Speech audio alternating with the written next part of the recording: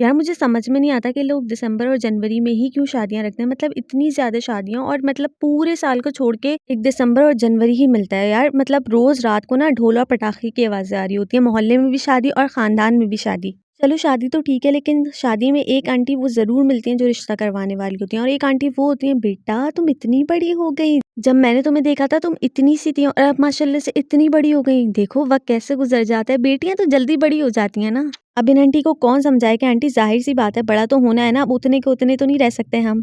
और एक आंटी तो वो होती हैं जो ज़बरदस्ती गले लगा रही होती हैं, और यार हमें पता ही नहीं होता कि कौन से साइड की रिश्तेदार हैं, फिर बाद में वो मुझे याद दिला रही होती हैं कि बेटा पहचाना मुझे, मैं तुम्हारी फलां की साइड से हूँ। और उनकी बात पर ना बस हमें जी करना होता है। अगर हमने गलती से कह दिया कि नहीं आंटी हमने आपको नहीं पहचाना, तो बस फिर आप गए, वो आपको आपकी ननियाल ददियाल सारी चीज़ें याद दिलवा देंगी। मुझे तो यार ददियाल साइड की शादी में जाने में ज़्यादा मज़ा आता है, क्योंकि वहाँ पर ना सारे कज़िन्स होते हैं और हम सब एक ही टेबल पे बैठ के ना सबकी बुराइयाँ कर रहे होते हैं, मतलब सबकी क्या, अपने ख़ानदान वालों की।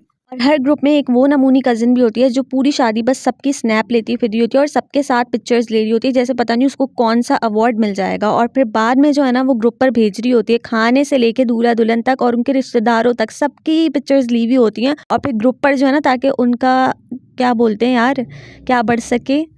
चलिए ये आप लोग मुझे कमेंट में बताइएगा। और फिर आते हैं वो लोग जो शादी में से आने के बाद जो है ना तबसरे करे होते हैं।